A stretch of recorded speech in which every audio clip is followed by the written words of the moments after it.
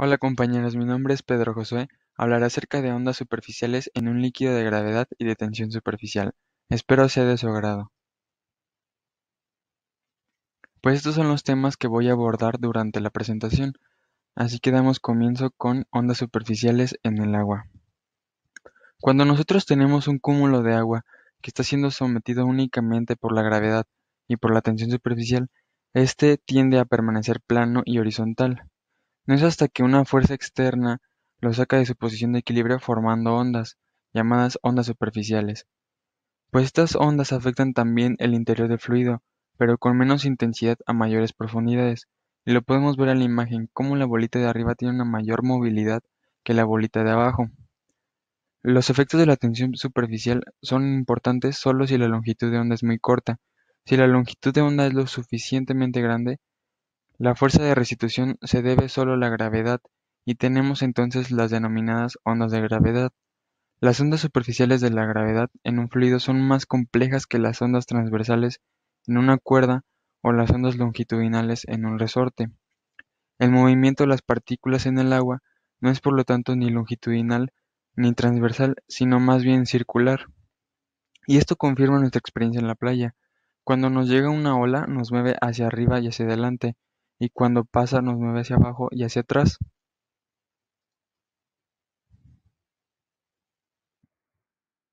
Propagación de onda. Aquí la ecuación número uno, donde eta depende de la posición y del tiempo, es una de las soluciones que vimos en el curso. Aquí a es la amplitud y es una función senoidal. Teta la podemos representar con los términos del número de onda y la frecuencia angular. Aquí es muy importante no confundir esta omega, no es omega cero de la frecuencia natural, sino es la frecuencia angular de nuestra onda. Pues como es una función senoidal, pues tiene las características de esta, que su cresta se encuentra cuando teta vale pi medios y su artesa, que es la cresta inferior, se encuentra cuando teta vale 3 medios de pi, y su cruce con el eje cero, más bien con cero, es cuando teta vale cero o pi.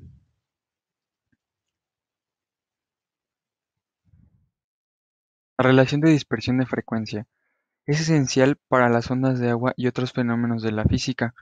Es que solo existen ondas de propagación libre de no cero amplitud cuando la frecuencia angular y el número de onda satisfacen una relación funcional, que es la dispersión de frecuencia. Aquí observamos que la relación de dispersión tiene dos soluciones, una positiva y una negativa, que corresponden a las ondas que viajan en el sentido positivo y negativo en la dirección de x. La relación de dispersión será en general dependiente de varios otros parámetros, además del número de onda. Para las ondas de gravedad, según la teoría lineal, estos son la aceleración de la gravedad y la profundidad del agua, h. Entonces nuestra relación de dispersión para estas ondas queda de esta forma, con la ecuación 4 y la ecuación 5, donde esta es la longitud de onda. Pues para una fase de onda inicial θ igual a θ cero, obtenemos su ecuación de posición, que es el número 6. Este término que está siendo multiplicado por el tiempo es muy importante y se llama velocidad de fase, que es este de aquí. Más adelante les voy a explicar más a fondo qué es la velocidad de fase. La velocidad de grupo. La velocidad de grupo de una onda es la velocidad con la que las variaciones en la forma de la amplitud de la onda, también llamada modulación envolvente, se propagan en el espacio. Aquí les puse una imagen que representa claramente esto. El cuadrito rojo se desplaza con la velocidad de grupo y las bolitas verdes se desplazan con la velocidad de fase. Pues bien, la velocidad de grupo la consideramos como un grupo de ondas de longitud lambda g entre un tiempo tau g, disculpen, que también es igual a la diferencia de las frecuencias y del número de onda. También tenemos una relación que es el número de ondas en el espacio entre el número de ondas en el tiempo, que es igual a la velocidad de grupo entre la velocidad de fase. Pues ¿cómo se vería gráficamente esta relación? Se vería de esta forma que está aquí, donde el número de ondas por grupo, como se observa en el espacio en un cierto momento, es la línea azul, y es diferente del número de ondas de grupo visto en un tiempo en una posición fija, que es la línea naranja, debido a la dispersión de frecuencia. Si nos damos cuenta, el número de ondas que se observa en el espacio es el doble que el número de ondas visto en un tiempo en una posición fija. Pues como en cualquier otro eh, cúmulo de agua, no existe una sola onda, sino varias. Entonces, esa tiene que ser una superposición de ondas. Aquí estamos superponiendo únicamente dos ondas, que sería una onda bicromática, con misma amplitud, pero con diferentes frecuencias angulares y número de onda. Esta ecuación tiene que satisfacer la relación de dispersión de frecuencia que vimos anteriormente.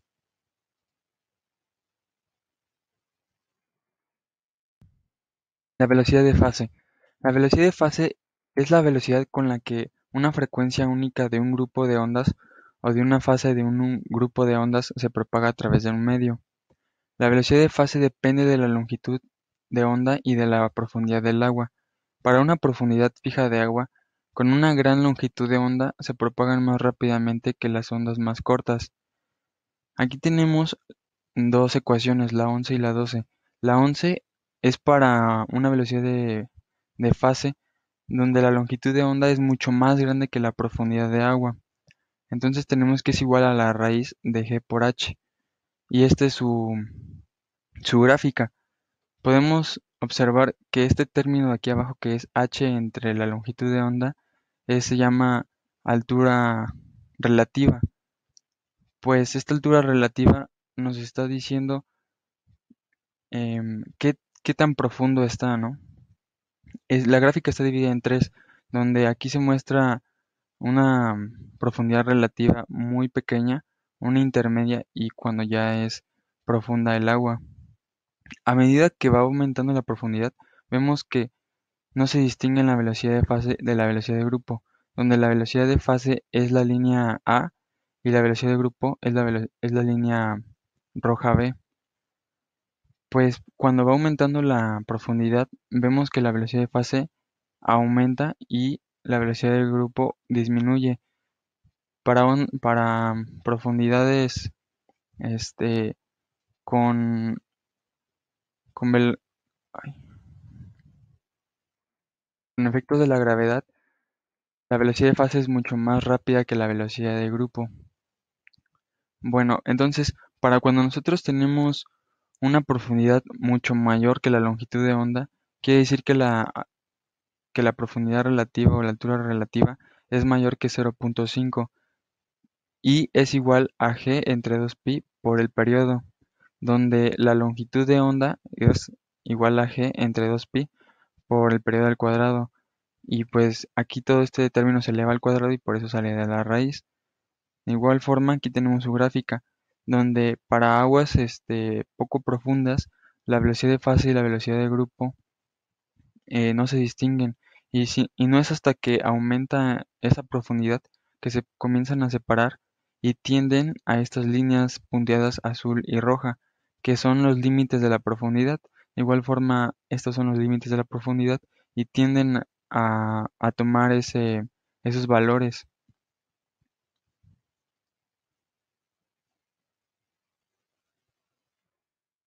Entonces, aquí retomamos la ecuación número 10, donde por identidades trigonométricas, en específico esta identidad, podemos reescribirla y llegar a esta expresión, donde la parte entre corchetes es la amplitud de variación de la onda lenta del grupo, donde el número de onda es igual, bueno, la onda del número de grupo es igual al promedio de la diferencia de los números de onda, y el grupo de frecuencia angular es el promedio de la diferencia de las frecuencias angulares.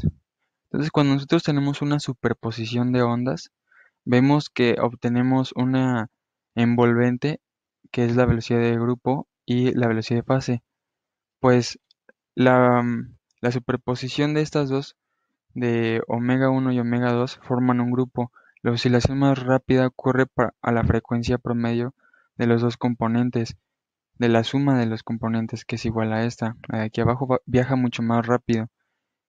Y, en lo, y la menos o la más lenta del grupo tiene una frecuencia del promedio de la diferencia, la mitad de la diferencia de frecuencia entre sus componentes, y vemos que la amplitud varía de 0 a 2 veces A.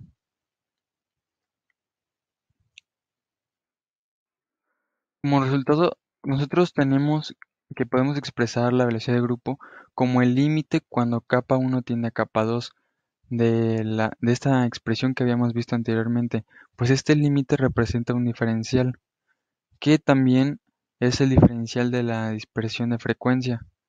A su vez, podemos representarlo como esta ecuación, donde aquí B chica es la velocidad de fase. Entonces tenemos que la velocidad de grupo es igual a la velocidad de fase menos la longitud de onda por la diferencial de la velocidad de fase con respecto a la longitud de onda. Desde el comienzo nosotros tomamos en cuenta que kappa es igual a 2pi entre la longitud de onda. Bueno, pues cuando kappa es igual a 2pi entre la longitud de onda, esta derivada es positiva, por lo que quiere decir que la velocidad de grupo es menor que la velocidad de fase. Y aquí tenemos su representación gráfica. A, este, a esta tendencia le llamamos dispersión normal. Cuando, cuando no es esa relación que tenemos de capa 2pi entre la longitud de onda, esta derivada se vuelve negativa, por lo que ahora la velocidad de grupo es mucho mayor que la velocidad de fase y llamamos a una dispersión anormal. Y cuando tenemos que la velocidad de grupo es igual a la velocidad de fase, decimos que es un medio que no presenta dispersión.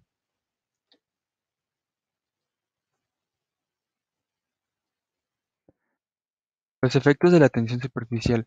En este caso, de las ondas de gravedad capilar donde la tensión superficial afecta las olas. La relación de dispersión se convierte en esta ecuación, que es la número 15.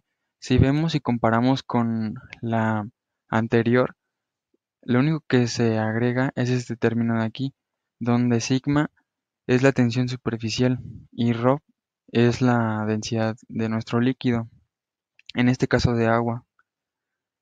Pues bien, para una interfase de aire-agua, dominado por los efectos de tensión superficial para longitudes de onda de menos de 0.4 centímetros, esto quiere decir que son ondas muy pequeñas, y para longitudes de onda por encima de los 7 centímetros, las olas son de una buena aproximación puras para gravedad de superficie, con muy pocos efectos de tensión superficial.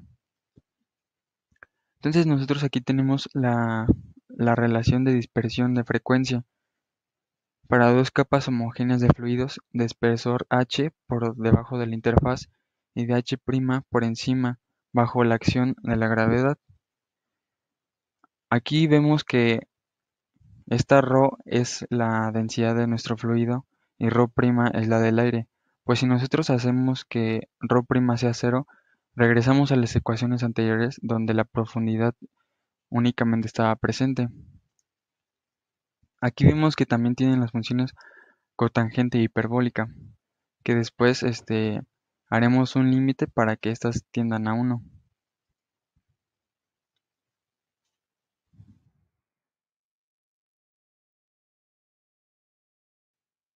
Entonces, cuando nosotros tenemos la profundidad de las dos capas de fluido que se hacen muy grandes, hacemos que h y h' tiendan a infinito. Los cotangentes hiperbólicas en la fórmula anterior se acercan a un valor de 1 y nos queda esta relación. Aquí tenemos la gráfica donde podemos ver la transición entre los efectos de la gravedad como fuerza de restitución y los efectos de la tensión superficial o de capilaridad. Vemos que en el caso de la gravedad, la velocidad de fase predomina sobre la velocidad de grupo, pero a medida que se van haciendo muy pequeñitas las ondas, la velocidad de grupo predomina sobre la velocidad de fase. Y esto tiene sentido, pues como son ondas de 0.4 centímetros, pues son tan pequeñas que tiene sentido que la velocidad de grupo, que es la envolvente, tenga mucho mayor relevancia que la velocidad de fase. Bueno, pues aquí ustedes se preguntarán que qué otra aplicación tiene el estudio de las ondas superficiales. Pues aquí podemos observar que tiene relevancia para saber cómo es que las olas del mar se rompen y los surfistas puedan pasar por sus túneles de agua, al igual que los tsunamis. Entonces aquí vamos a ver cómo ellos tienen un- una cámara o un túnel de agua con un ventilador y lo que hacen es atar un grupo de bollitas, de boyas, para observar los efectos de su movilidad en cada una de las profundidades. Pues aquí lo tenemos. A medida que vamos aumentando la profundidad, las bolitas, las boyas van teniendo o van sintiendo menor movilidad. La altura que se forma desde la boya que tiene menor movilidad a la que tiene mayor, decimos que es un medio de la longitud de onda, que es la longitud de una cresta a otra cresta o de un valle a otro valle. Pues bien, a medida que se va acercando la ola a la orilla del mar, vemos que se va inclinando esta columna de bolitas, lo que significa que la parte superior tiene una mayor velocidad y lo que va haciendo es que va a llegar a un punto en donde esa velocidad sobrepase el punto de equilibrio y es donde va a romper la ola. Y aquí lo vamos a observar, cómo a medida que va aumentando la velocidad de onda, eh, la parte superior se va alejando del punto de equilibrio hasta que rompe y forma este túnel de agua que utilizan los surfistas. Pues bien, también sirve para explicar el efecto de los tsunamis y cómo es que estos tienen pues esa capacidad destructiva al momento de llegar a los puertos. Aquí hay un ejemplo donde describen lo que sucedió en 1946, cuando un sismo en las costas de Alaska se produjo y pues las olas que formó ese sismo llegaron hasta Hawái como ya un tsunami. Y lo que vamos a observar es cómo esto es posible. Pues bien, se formó aquí a causa de las placas tectónicas el sismo, ¿no? Y la energía que le transmitió el sismo a todo este cúmulo de agua recorrió 2.200 millas, que son aproximadamente unos 3.540 kilómetros, en tan solo unas 4.5 horas. Significa que las olas que llegaron aquí tenían ya una velocidad de 785 kilómetros por hora. Iban rapidísimas. Y esto es debido a la energía que le impregnó el sismo. Aquí podemos ver una representación de cómo un niño pues golpea la piscina y toda la energía se la transfiere desde abajo, desde las profundidades. De igual forma, pues esto nos da una respuesta de por qué el viento no puede formar tsunamis, ya que la energía que le transmite el viento al océano, pues simplemente se queda en la superficie y no se puede comparar con la energía que le transmite el sismo al océano. Aquí podemos ver cómo pues lo comparan. Y al comienzo de aquí, las ondas están muy pegadas, son muy estrechas. Y conforme van avanzando, se van haciendo sus longitudes de onda cada vez más largas y por eso va aumentando su velocidad. Pues cuando llegan a esta zona, pues encuentran la isla, que es como un rompeolas en las costas de la playa, ¿no? Pues comprimieron todas estas ondas que iban ya pues separadas debido a que la longitud de onda aumentó y chocaron contra Honolulu en Hawái, pues devastándola. Aquí les coloqué una ecuación de la energía que llevan esas olas. En promedio, una ola de un tsunami tiene 30 metros de altura, cuando lo habitual son 5 a 7 metros. Pues aquí vemos que depende de la densidad del agua, la gravedad y el cuadrado de la amplitud por la longitud de onda que es también bastante grande. Entonces, por eso es que tienen esa energía que devasta en los puertos. Y me pareció también interesante la terminación o la terminología del tsunami que viene de los kanjis del japonés, tsu que es puerto y nami ola. Bueno, aquí les dejé el enlace por si ustedes también quieren ver el video, que me parece que tiene mucha información que no mencioné y es muy importante. Bueno, pues mi nombre es Pedro Josué García Lucio y les dejo las referencias por si alguno se quiere empapar más o indagar acerca de los temas. Y muchas gracias por ver el video.